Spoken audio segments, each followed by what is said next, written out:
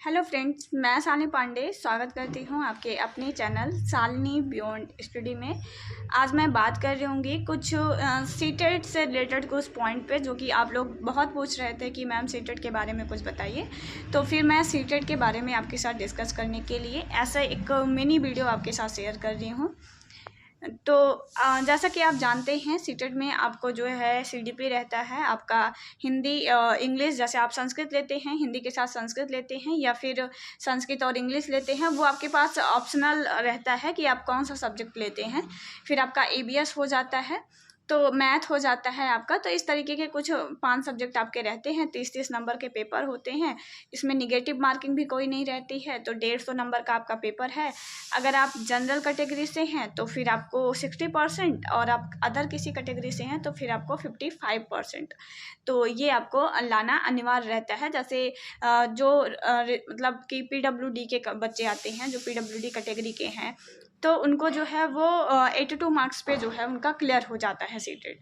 ठीक है, जैसे अगर उनका मान लीजिए जनरल कैटेगरी है और जनरल कैटेगरी के साथ वो पीडब्ल्यूडी के अंतर्गत आते हैं, तो 82 मार्क्स पे वो उनका सीटेट क्लियर हो जाएगा।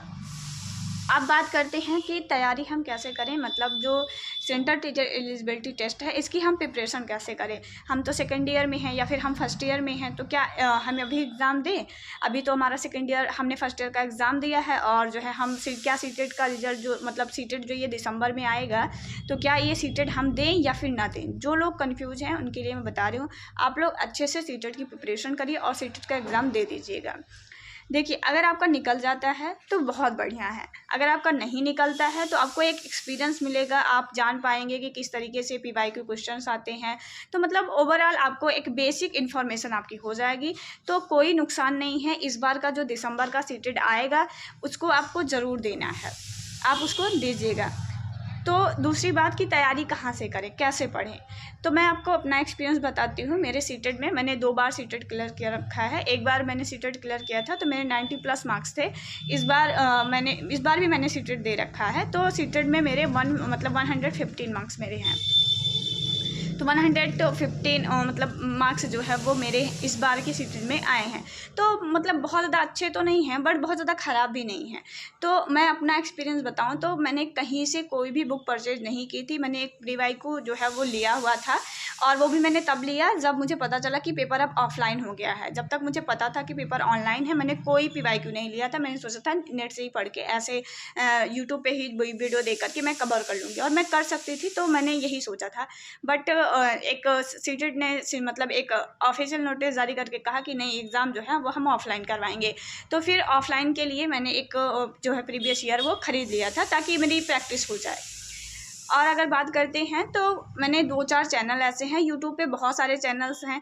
आपको जिस भी चैनल से समझ में आ रहा है, किसी एक चैनल को पकड़ करके उसको पढ़ते जाइए। या फिर अगर आपको किसी एक चैनल के, जैसे मान लीजिए कि कोई एक चैनल है, उसके सारे टीचर अच्छे नहीं हैं, सारे टीचर की बातें आपको समझ में नहीं आती, बट 1-2 टीचर की समझ में आती है, तो एक अपना शेड्यूल बना लीजिए कि कौन से सब्जेक्ट को आप किस टीचर से पढ़ेंगे। जैसे मान लीजिए आपका सीडीपी है, तो सीडीपी के लिए 2-3 टीचर हैं जो अच्छा पढ़ाते हैं। आप भी जानते हैं, जैसे मान लीजिए कि लेट्स लर्न का हिमांशी मैम हो गई, या फिर आप जो है मनु राठी मैम का देख सकते हैं। तो मतलब जहाँ से मैंने किया है, मैं आपको बता रही हूँ कि 2-4 चैनल ऐसे हैं जिनमें सीडीपी बहुत अच्छी पढ़ाई जाती है, और भी टीचर पढ़ाते हैं अच्छा, बट मैंने जहाँ से देखा है मैं आपको ओपन आप एक्सपीरियंस बता रही हूँ। ऐसे ही आप मैथ देख सकते हैं। मैथ का अगर आप जानना चाहें तो चंद्रा पे सर हैं, वो बहुत अच्छा मैथ पढ़ाते हैं, आप उनको देख सकते हैं। तो ऐसे अगर आप हिंदी तो आप कहीं से भी पढ़ लीजिए, या फिर अगर मैं बात करूँ तो सिर्फ पीवाईक्यू लगा लीजिए, कहीं से कुछ मत पढ़िए हिंदी का। अगर आपको बेसिक भी इंफॉर्मेशन है हिंदी के बारे में, बेसिक जानकारी आप रखते हैं, क्योंकि उसमें ग्रामर तो बस 1-2 नंबर का ही पूछता है, तो ग्रामर को तो पढ़ना ही नहीं है बहुत ज़्यादा। फिर आपको पैसेज दे देगा और आपको जो है उसका पेडोलॉजी दे देगा। तो पेडोलॉजी के लिए आप पेडोलॉजी का जो प्रीवियस ईयर के क्वेश्चन पेपर हैं, आप उसके प्रैक्टिस कर लीजिए। देखिए, सीटेट पास करना आसान भी है उन लोगों के लिए जिनका बेसिक क्लियर है, लेकिन उनके लिए सीटेट पास करना मुश्किल है जिनका बेसिक क्लियर नहीं है। तो सबसे पहले तो अपना बेसिक क्लियर करिए। दूसरी बात मैथ की, तो मैथ की अगर हम बात करते हैं तो मैथ में जो क्वेश्चन आते हैं तो न्यूमेरिकल जो 15 क्वेश्चन आते हैं वो तो इजी रहते हैं, उनमें उनके लिए तो अगर आपका बेसिक क्लियर है, अगर आपने 9, 10, 11, 12 में बेसिक भी मैथ पढ़ा है तो फिर आप इजीली कर जाएंगे, कोई प्रॉब्लम नहीं होगी आपको मैथ में।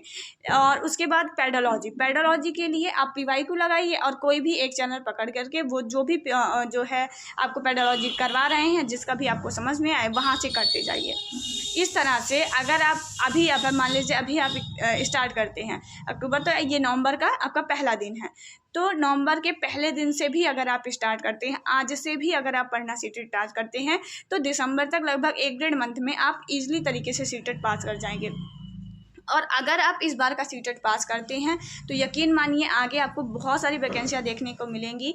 जैसे कि आप जानते हैं कि यस्टेट भी आपका आ गया है, ठीक है, तो यस्टेट के फॉर्म भी आप फिल कर दीजिए। सीटेट का सेम सिलेबस लगभग 60% सिलेबस यस्टेट का आपका है, तो सीटेट को प्रिपेयर करते करते आपका यस्टेट भी प्रिपेयर हो जाएगा। और यस्टेट ज़रूर दे दीजिएगा, इसलिए यस्टेट देना आपके लिए ज़रूरी है, क्योंकि जैसे आप यस्टेट देते हैं तो यहाँ की गवर्नमेंट में जो स्पेशल एजुकेटर की वैकेंसी आई तो मतलब आएगी, हो सकता है कि वो वहाँ पर सीटेट ना लें, और अगर सीटेट नहीं लेते हैं, अगर वो यस्टेट ही मांगते हैं तो एटलीस्ट आप फॉर्म तो भर पाएंगे, आपके पास यस्टेट क्लियर रहेगा तो आप फॉर्म भर देंगे, तो ये एक बेनिफिट हो जाएगा सभी के लिए, ठीक है। तो जैसे आप सीटेट दे रहे हैं तो उसी की प्रिपरेशन के साथ साथ यस्टेट भी पढ़िए। और इस बार तो बहुत ज़्यादा अपॉर्चुनिटियाँ बढ़ गई, क्योंकि हर बार ऐसा होता था यस्टेट का कोई फिक्स सिलेबस नहीं रहता था, वो दे देते थे CDP पढ़ना है, मैथ पढ़ना है, ये पढ़ना है, बट वो कोई फिक्स नहीं देते थे। इस बार तो अपॉर्चुनिटी बढ़ गई आपके लिए, क्योंकि सीटेट का EBS जो उन्होंने डाला वो सेम सीटेट का है। मैंने यस्टेट का सिलेबस भी टेलीग्राम पर डाल दिया है, आप उस वहाँ से भी देख लीजिएगा, मैं सीटेट का भी डाल दूँगी, आप वो भी देख लीजिएगा, दोनों मिलान कर लीजिएगा। आप देखेंगे कि दोनों के सिलेबस में बहुत ज़्यादा जो है सिमिलरिटीज़ हैं। उसके बाद पेडोलॉजी पहले यस्टेट में नहीं पूछता था, अब की बार पूछ रहा है, इसका मतलब है सीटेट को प्रिपेयर करते करते आपका यस्टेट भी 60% प्रिपेयर हो जाएगा। कुछ टॉपिक्स ऐसे हैं जैसे उसमें मैथ का वेटेज थोड़ा ज़्यादा है, तो मैथ आपको थोड़ा अच्छे से प्रिपेयर करना पड़ेगा। तो फिर इससे आपको 2 लाभ मिल रहा है कि आपको 2 अपॉर्चुनिटी है, दिसंबर में यस्टेट भी हो रहा है और नोटिफिकेशन लगभग आएगा तो दिसंबर में सीटेट भी आपका हो जाएगा। तो आप दोनों को एक साथ प्रिपेयर करके चलिएगा। मैथ को थोड़ा स्ट्रॉन्ग कर लीजिए यस्टेट के लिए, बाकी सीटेट के जैसा ही आपका है, उसमें रीजनिंग भी थोड़ा सा पूछ ले रहा है, तो रीजनिंग बेसिक पूछता है। अगर आप जो है D.Ed कर रहे हैं तो ऐसा तो नहीं है कि आपको किसी ने कह दिया था कि D.Ed करने के बाद ही आप मास्टर बन जाएंगे, नहीं बनेंगे, आप भी जानते हैं। तो आप कहीं ना कहीं से कुछ ना कुछ तैयारी तो कर ही रहे होंगे, तो रीजनिंग तो उसमें बहुत ईजी पूछता है, 10 नंबर के रीजनिंग है, अगर आप कहीं से भी थोड़ा बहुत प्रिपरेशन कर रहे हैं तो ईजिली कर जाएंगे, कोई प्रॉब्लम नहीं होगी। तो दोनों देना है आपको। आप सेकेंड ईयर में हैं फिर भी आप यस्टेट का फॉर्म डालिए, यस्टेट दीजिए, सीटेट दीजिए। आप जो भी फर्स्ट ईयर के हैं अगर आपको यस्टेट नहीं देना है मत दीजिए यस्टेट, कोई प्रॉब्लम नहीं है अभी, क्योंकि आप सेकेंड ईयर में अब जाएंगे तो हो सकता है कि जो है आप ना दे पाएँ, अपीयरिंग को ना लें, तो आप सीटेट भर दीजिए, क्योंकि सीटेट आप भर सकते हैं तो सीटेट भर दीजिए। निकल गया तो बहुत बढ़िया है, बहुत अच्छा है आपके लिए, अगर नहीं निकला तो कोई बात नहीं है, आपको एक्सपीरियंस मिल जाएगा। तो फॉर्म दोनों भरिए और अच्छे से प्रिपरेशन करिए। और D.Ed के बारे में तो बिल्कुल चिंता मत करिए, क्योंकि जब आपका एग्ज़ाम होगा तो D.Ed के जितने भी आपके प्रीवियस ईयर क्वेश्चन रहेंगे या फिर जो भी क्लासेस मैं आपको अवेलेबल करवा पाऊँगी, तो रिविजन क्लासेस, तो ओवरऑल मैं जितना आपको करा दूँगी उससे बाहर नहीं जाएगा, ठीक है। तो हमारा 3 साल का एक्सपीरियंस है टीचिंग में D.Ed के बच्चों को पढ़ाने का, तो वो बिल्कुल भी आपको बेनिफिट देगा और मैं पूरी तरह से आपके साथ हूँ और ये सारी चीज़ें मैं आपको लिए करवाती रहूँगी। तो मिलेंगे नेक्स्ट वीडियो में, अच्छे से अपनी प्रिपरेशन करिए। जहाँ पे प्रॉब्लम हो, वीडियो पसंद आए तो ये मेरी पहली ऐसी वीडियो है जो मैं मतलब बाई फेस आपके साथ शेयर कर रही हूँ, क्योंकि मुझे टाइम नहीं मिलता, इस वजह से मैं जो है आपको ऐसा स्लाइड में लिख करके मैं समझाने का मुझे टाइम नहीं था, तो मैंने सोचा कि ऐसे ही मैं वीडियो बना देती हूँ। तो मिलेंगे नेक्स्ट वीडियो में, तब तक के लिए अपना ख्याल रखिएगा। जय हिंद, वंदे मातरम।